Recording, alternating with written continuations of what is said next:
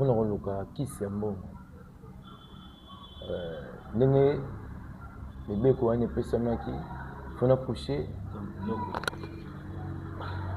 so na comprendre bien na lisolo na ndenge ozobeta okota indako ngaka oui donc bamasolo nyonso bobetela biso na famille na bino basimbaka kisi te nzoka eza na makambo luka mwa mobali moko oyo abima nano na mwasi te na coucher na ye banda 10 jours so na bina luka libanda elinga simba vraiment te ndomoni baelevaki yo noko non s'il te plaît déjà Bédo déjà non te ndomoni yango zela na te donc moto alevanga ezalaki yo Bédo nde na ye kozwa yo na masa na nga wana nde toyaki kobomba yo na 10 jours wana tobomba yo quelque part mpe na bende kokushe na yo donc moto oyo azalaki koabize na nga ezalaki yo non ezalaki ngai Bédo no oyo abandaki koabize na nga ezalaki Bédo s'il te plaît nasangi yango nasala yo naza mona ndeko na yo kantia na yo mwana ne atika eza ngai noko nazosouffrir nazotambola mbongo na ngai nazozwa nayebiki natikala na yo même pas kosolola ngo mpona ebeke eza boye Bédo s'il te plaît pardon meka olimbisa ozomonza manote ozomonza manote je vis et ce que j'ai vaincu eza déjà réalité donc naamona so réalité moko te ekoki kosurprendre ngai sona nazomona réalité moko mosusu ekozala ya grave oyo ekoki koetone ngai ozala limbisa ngai oza mwana oyo ndeko na ngai make mabe limbisa ngai pardon limbisa ngai pardon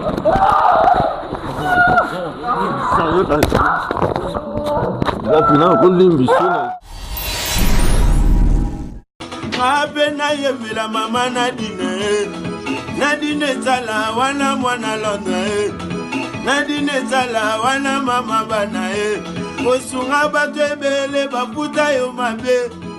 Grande est ma joie de vous retrouver nombreux branchés, scotchés sur votre meilleure chaîne Info News 243. Merci beaucoup na ba partage, na ba like, ba suggestion, ba commentaire surtout. En tout cas, et ça la biso vraiment plaisir ma casse. Ba appel, ba ebobing rabiso vraiment nombreux et ça la biso vraiment plaisir yamakasi. Comme vous le savez très bien, moi votre humble serviteur Papa Kevin Moussafiri, fils des promesses de la presse. En tout cas, ceux qui te sont présentés liboso ya ba poste télévisé na bino to yaka toujours accompagné na ba invité ya basi to pe ya mibale o ba yakaka na makambo na bango nde na boye soki bandeko ba se présenter biso pe to vandaka kimia te to kangaka maboko te to landaka bandeko pona ko sala o to bengaka suivi ya ba problème na bango koyeba esala kindenge nini ekendaki ndenge nini esuka kindenge nini. Alors na mkona lelo je ne suis pas seul, je suis avec monsieur Bédo. Et bien, tu as occasion de voir la communauté. Et tant que tu as et puis je vais récapituler son histoire. Montréal, font la caméra pour que Namba. Mais c'est mon invité dans l'omba, on appelle si bonjour, Boye Malam. Bonjour, Deko Kevin Moussafiri. Okanye Kombo, Okanye Mbango. Bonne santé. Nzamba Bateli, Kimezali. Voilà. Mesdames et messieurs, je pense que vous avez vu Papa Bédo. Papa Bédo a zande ko mobali oyo na yambaki noko na ye l'autre fois na kombo ya Papa Jean. Papa Jean eki kotalisa na biso makambo oyo ye asala dans le passé lelo oyo azo implorer pardon ya ndeko Bédo. Qu'est-ce que Papa Jean a fait? Papa Jean a eki kotalisa biso que abotama na famille il y a 3 personnes, 3 enfants, une fille et 2 garçons. Alors, nous les connaissons moi aussi. Abota mona moko ya mobali oezali, Papa Bédo. Après, Papa Bédo a orphelin de père et de mère. Maman ya Bédo a été kokufa après quelques années. Qu'est-ce qui s'est passé? Yé ma relation ka ndenge zalaka, ba poussaki asimba kisi par rapport à la réalité à vie pour son la famille. Bakendaki na secte o bakendaki condition ezalaki que il faut accoucher na mwana mobali oyo aza chaste oyo accoucha na mobali te. Et qu'est-ce qui s'est passé? Papa na biso Jean abandi ko réfléchir sur le bien bima libanda a na certitude te ya koyeba que ces garçons ici aza chaste. Et ils n'ont pas si parce que même ça qui est pas derrière. On ne sait pas si l'idée est où qui est wapi, ce que c'est qui kaka idée démoniaque. Papa Jean, il s'est dit en lui-même que ce qui il s'est dit que non accouché na mwana naye ou azali neve naye. Pourquoi? Parce que ayebi neve naye amona kokola naye. Pour na papa Jean azalaki na assurance que neve naye azalaki chaste. Et na aide ya camarade oyo amemaki na secte, ils ont eu à enlever Ndeko Bedo, oui, bah séquestré, bazo drogué, et lui il couchait avec son neveu pendant 10 jours. Tels étaient ses propos oyo alobaki na biso. Après bayaki ko boire ndeko bazongi saki. Mais malheureusement, a choisi ça qui est allé mauvais cible. Djorandé Ndeko Bedo, il n'était plus chaste longtemps. Et du coup, et ça dit que Bikila topé Kisi et Simba quitté. Lorsqu'il est retourné voir son ami lui dira Pambola Nzambe parce que Obeni Libo Maté. Mais depuis ce jour, la vie de papa Jean est sombre qui na obscurité moko profond. Sa vie n'était plus la même. Sa vie a changé d'une manière où Tori peut expliquer, donc d'une manière inexplicable. Même les petites choses où Azaki n'a facilité à Kosimba, il n'arrivait plus à toucher. Il n'arrivait plus à toucher. Et c'est comme ça. Alors, qu'est-ce qui s'est passé? Après 3 ans de ces choses, sa vie ne marche plus, ne marchait pas. Sa vie n'était pas le même. Alors, Koluka Nzambe, Koluka Basolution, Balobinaye, il faut avouer au Sénabouline, c'est par rapport à Makambo au Sala et pas il y a Batu.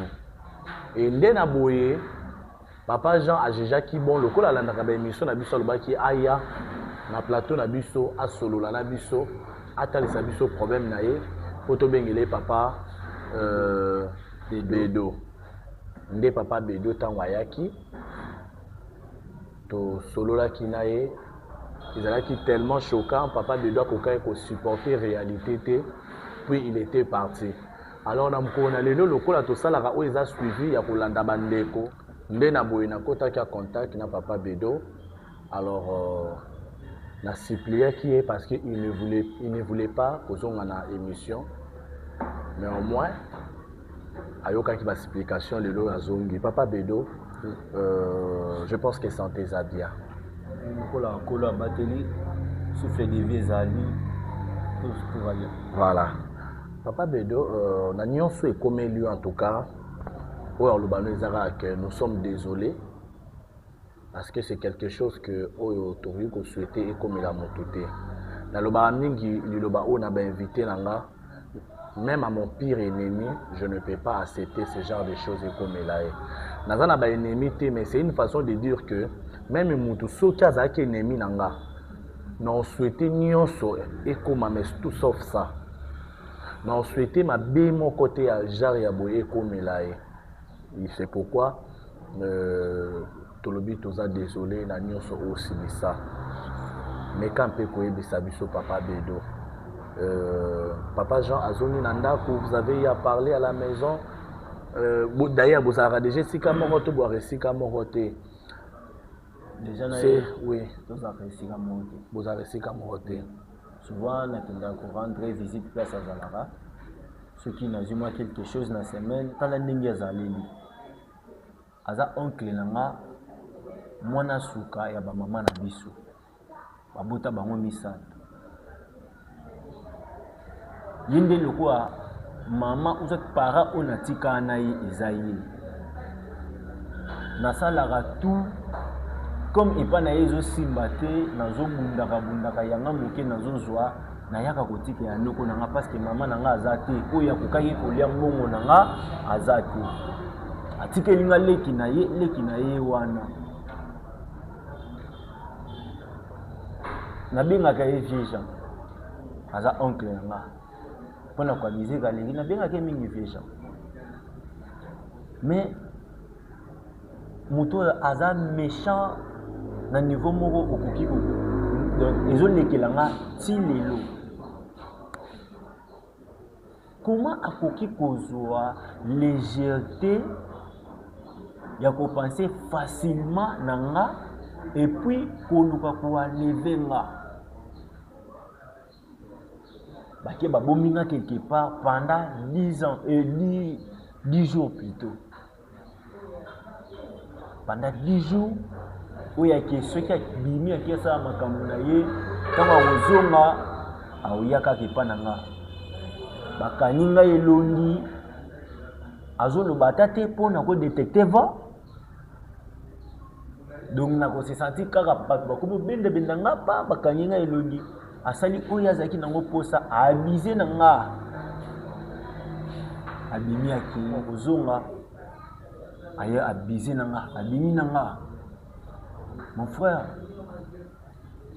nazoyebisa yo na vivre le pire pendant 10 jours oyo nazalaki enfermé place wana non nabima na mwa mobali et c'était toute ma première fois basala nga eloko wana et en plus par force malgré nazalaki ya kokanga basinga je me battais façon na bandaki kozokela douleur ebandaki koleka chaque jour. Je comprends la douleur atroce chaque jour malgré kokanga na nga malgré kolela na nga moto akoyokela nga mawaza te pour lui ezalaki kaka asala oyo ayelaki mission na ye. Et je souffrais. Ni maya komela, ni eloko ya kolia. Nakomosenga na Nzambe fi ya moye abomanga kaka nakufa parce que douleur eleki passe eleki. Tantôt je pense à ma mère, place à ça. Entre-temps maman nanga azalaki ko souffrir déjà na maladie de tension ebanda kotungisa ye. Nazomona te nasala nini nzela kobimela nazomona te naza enfermé bakangi ngai naza pena likote. Ah Jésus, je me suis dit pour nini nzambe a permettre nga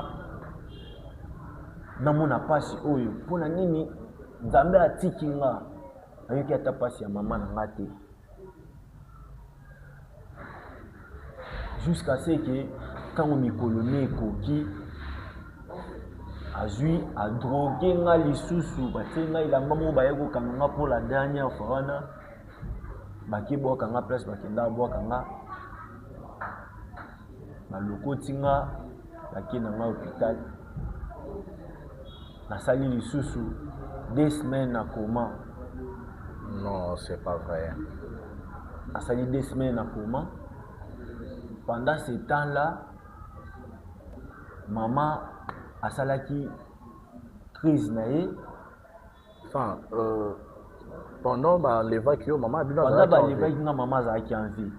Maman, lui, il nous a dit que maman a bu bien je avant. Je suis sûr que apokaki koloba vérité nyon sauté. Ah, ok.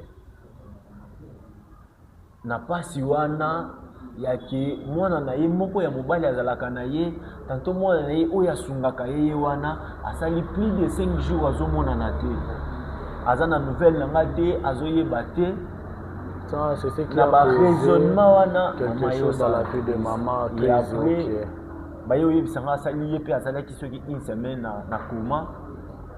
Elle n'est pas survécue, maman ye okufa. Pendant mes 2 semaines ya coma, tant on a eu qu'on se rétablir, ntango nazoya na ndako bazomemanga na ndako naye kokuta matanga naye kokuta na ndako yake mama oyo nga akoki kosupporter pasi to absence na nga te. Et tout ça, la personne qui a causé ça oyo a orchestré makambo wana nyonso eza oncle na nga Jean oyo azali mwana suka ya bamama na biso. Avec cet amour yake te oyo pena natikali ne lokola parent na nga eza Jean. Non, ne pleure pas, s'il vous plaît. Ne pleure pas, mon frère, sois fort. Eza Jean. Tu es un homme fort, sois fort, s'il te plaît. Ntango naotala pasi nyonso nga namoni na mutu oyo natikala komona ata mokolo moko te mutu oyo nayebi te. Alors que mutu amonisi nga pasi nyonso wana. Courage. C'est mon oncle à moi. Courage, s'il vous plaît. Et aujourd'hui nga nabomba secret wana nayebi ke même na famille mutu moko te ayebi ke namoni makambo nyonso wana. Bango bayebi kaka ke nazalaki enlevé et puis babwaki ngai. Azwi courage ya koya kozwa histoire wana koya kobeta ngo na public. Après tout cela, comment est-ce que naozala sali place nyonso na oleka? Non, mon frère, déjà aux à la salité parce que dans cette histoire aux cas victimes, aux innocents. Est-ce que nous avons la même crédibilité? Si, crédibilité et Rosala parce que aux qui victimes il y a viol. Ce n'est pas parce que tu l'as fait dans consentement non. Ça déjà, j'aimerais que tu enlèves ça dans ta tête que crédibilité colon non. Aux qui victime il y a viol. Bato ebele bazala ba victime il y a viol. Cela n'enlève pas ta crédibilité. C'est bon papa. Donc bato botala yo na ei batali la kao ya kimwana mobile. Parce que après ces choses-là, tu t'es pas détourné pour que olobake non désormais ngape na commis de l'autre côté, désormais ngape na commis homosexuel non. Tu es resté un homme au tsala déjà et c'est comme ça que tu es resté. Crédibilité wana et longwate même bato baotala biso ba comprendre que tu es victime na kati ya dossier oyo. Alors ngai étant ton frère nalingi na senga yo papa Bedo. Tu sais ce que tu viens de dire c'est difficile à digérer. Na moto à vivre en côté. Na moto à vivre en go, il est difficile pour digérer. Mais papa nangai, tu es un homme bon. En vous regardant, tu n'es pas quelqu'un de mauvais. Tu es quelqu'un oyo asilikate. Oamutu azakimia. Naïbi que actuellement tu as de la rage. Actuellement tu le loko ezo baluka na mutema na eza vengeance. Mais moi étant ton frère, non c'est yo. Je ne sais pas si tu es de quelle religion, mais vengeance, ceux qui ont rogé dans mutema na ebiso que Nzambe nde batikela kaye yango. Muta mokili akoki ko se faire vengeance te. Parce que Nzambe aza mieux placé pour na ko venger pour na biso. Même na mokilo tozali mutu yo moko okoki ko se faire vengeance te parce que l'État a okanga yo. Alors mutu esengeli otika makambo soki eza na niveau ya l'État otiki na niveau ya l'État soki ezali na niveau Nzambe kotikela Nzambe. Parce que l'autre fois nayokaki okoloba que non nakolakisa yo tu as eu à dire des propos oyo moi j'avais compris que ezalaki sous la colère. C'est pourquoi je n'ai pas hésité à resenga na yo de ne pas faire quelque chose que tu vas regretter. Ton frère et ton oncle a abusé de toi, mais ça n'a abouti de rien. Aujourd'hui, l'histoire Tobita, ça fait déjà 3 ans passés. Mais dans les 3 ans passés, Dieu t'a restauré. Tu as repris le travail. Tu as repris la vie continue. Je ne sais pas si vous avez une copine ou vous marchez, vous avez des projets, la vie continue. N'est-ce qu'il y a facilité. Maintenant, c'est un gaillot pour le Kessika na monté Moulimbisa. Jamais. Ce genre de personnes, je mérité pardon jusqu'à mon dernier souffle. Non, il faut pas dire ça, papa. Tu sais, la vie a tellement de réalités que tu ne sais pas. Il ne faut pas dire jusqu'à mon dernier souffle. Ce que je vis et ce que j'ai vécu, c'est déjà réalité. Donc, dans la réalité, mon côté, il faut se reprendre dans la vie. Dans la réalité, mon souci est grave, il faut étonner. Je vous assure que ces messieurs n'ont pas dit que la colline ça a été. Et puis à ça la keba. Non, mon frère. Ne dis pas comme ça. Nous sommes devant la télé. Il y a du monde qui nous regarde. Bato ota la biso za batamalab na batamabe. Ba magicien ba Holanda biso, bandoki ba Holanda biso, batalolenge nyonso ba Holanda biso. Tu sais pouvoir ya maloba. Maloba est dans le pouvoir. Nous sommes tous au cours de maloba non à mettre en pratique, il y a des problèmes. Parce que les lots, quand tu dis ça, ce qui est problème est comme lié, même l'État en bourse à laquelle il y a ça la Kaomabe. Parce qu'il n'y a pas de preuve tangible où ils ont accès à ça la Kaomabe pour nous zones c'est la MAB. Ça sera ta parole et ça sera ta parole contre le fait et les actes que tu as commis. S'il te plaît. Mon frère,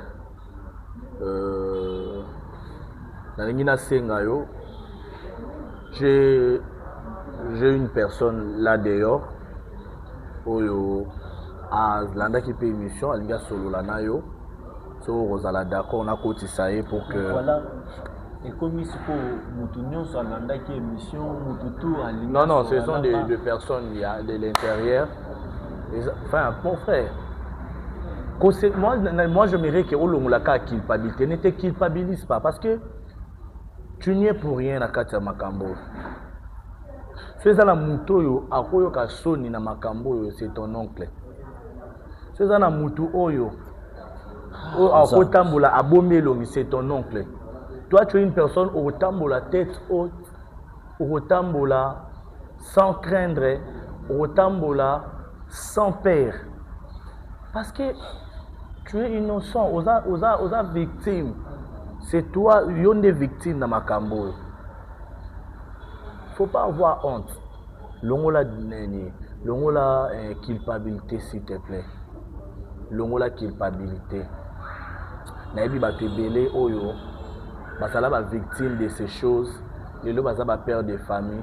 Cela ne les a pas empêchés d'avancer. Ne permet pas à ces choses de t'empêcher pour qu'elles avancent. Parce que l'œuvre du diable est ça que a empêché ou avancer. Parce que culpabilité c'est rien de culpabilité c'est le diable.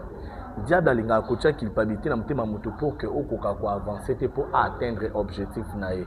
Alors toi ne permets pas que l'objectif du diable s'accomplisse dans la vie nayo. Je vais faire entrer cette personne et puis on va parler pendant quelques minutes et puis je vais vous libérer parce que tu m'avais dit que non, tu ne veux pas que je te prenne beaucoup de temps. Est-ce que vous êtes d'accord?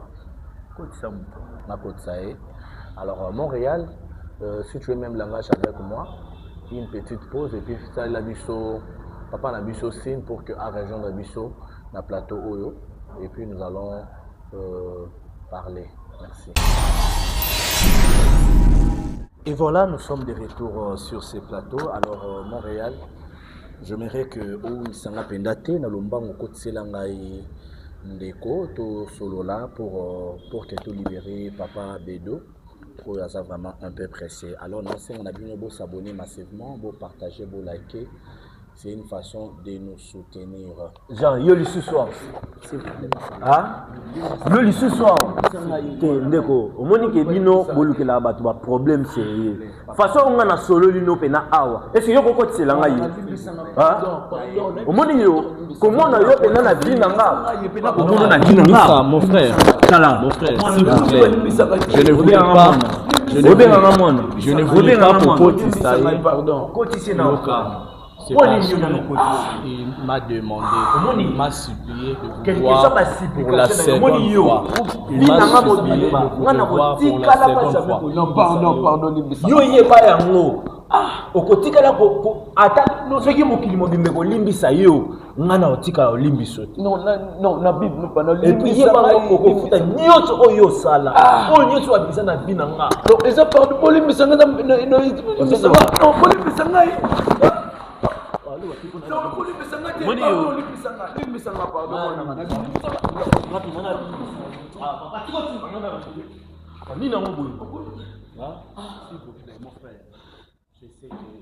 Mon frère, n'habite pas ça au Kanda. Yoka. Bapalanga. Façon on a soli na yo. Oui, je sais. Donc on a bimisoba. Au moins on a nimi kozonga awa. Na bimisoba te. Merci. Bimisoba te. Bimisoba te. Yo ko nani ngabo yo kata pa. Yo yebi oyo yo koza na binanga. Si aujourd'hui ngai na zanga mama oya botanga. Eza likoro na yo. Maman ayebi si bino ke yena mutabomisa mama nanga. Non, est-ce que yo ale vaka ngate? Est-ce que mama nanga linga sala crise? Mama nanga linga kufa. Na nyonso wana yo mama nanga limbisa nga de pardon limbisa nga. Na bikira sai mabe limbisa nga. Yo ke lola. Limbisa nga yi mwana nanga awo ezali. Soki pena yo okolika o vivre en paix salama ka yo à côté. Bosana nga ke nazaka mwana kasi na yo. Limbisa nga ne bikira sai mabe. Na bikira yo ko mabe limbisa nga. Limbisa nga. Bosana ke ndeko na yo ya mwasi atika mwana mokiliza nga. Non, limbisa nga yi. Limbisa nga nzela lekanga lokola muto ayebi nga te. Bedo pardon yo ni lokoli limbisa nga te vraiment. E lokoli limbisa nga te. Ba pardon nyonso no sengo na bedo ate lokoli limbisa nga te bedo. Mais nous sommes là quand vous avez pour na ka ke non to na bien. Na Dieu musapina ngabo. Limbisa nga. Na kozala bien oyo ya vie. Bedo za na ngopo na yo. Bedo limbisa. Bosana nga pena na vie. Oui, nebi ke nazali noko mabe, nebi ke nyonso na mabe nyonso na sala ki pardon vraiment na sengo limbisa nga. Taka eloko pasi bongo mena nimi batu ba ye bango, na ngi ko yebisa batu po oko limbisa nga te bedo. Hein? Bedo s'il te plaît pardon limbisa nga. Limbisa nga vraiment.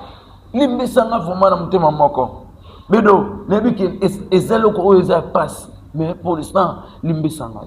Limbisa nga bedo. Hein? Bedo. Est-ce que limbisa nga vraiment te? Nebi ke maman na yo, hein? Bedo, azate. Yo yebi makamune to tama on la fille. Hein bedo? Ce que le makamongo simbaki. Est-ce que le moza boy? Hein? Non, ja. Bedo. Est-ce que tu m'as limbisa nga? Souci na yo na ba démarche na ezanga na limbisa. Oui, o limbisa nga vraiment. Pour ça na yo ngana limbisa. Oui, o limbisa ngai bedo. Limbisa ngai. Oza mwana oyo. Yaka na limbisa. Ende ko na ngai mage mabe. Limbisa ngai. Pardon. Limbisa ngai. Pardon.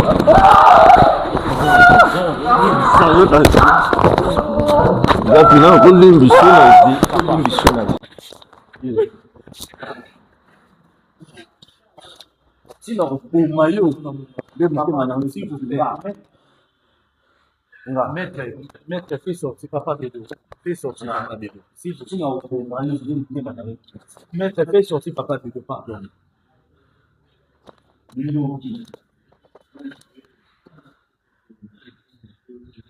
C'est calme.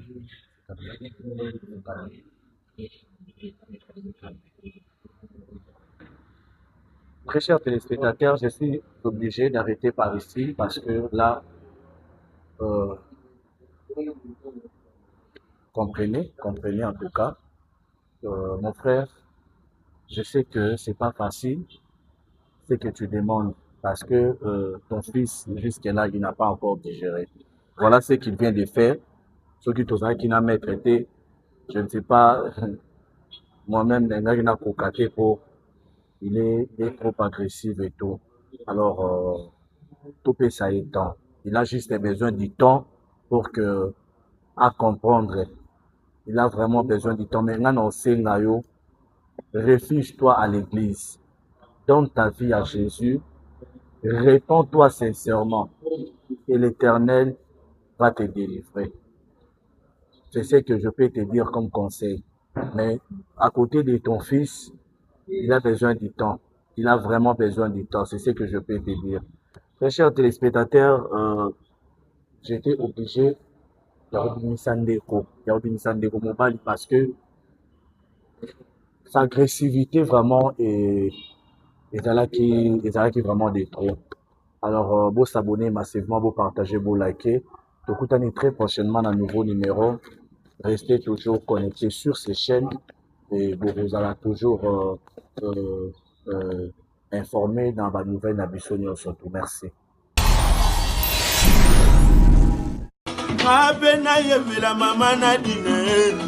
Nadine zala wana mwana Londres Nadine zala wana mama bana Osunga bato ebele baputa yo mabe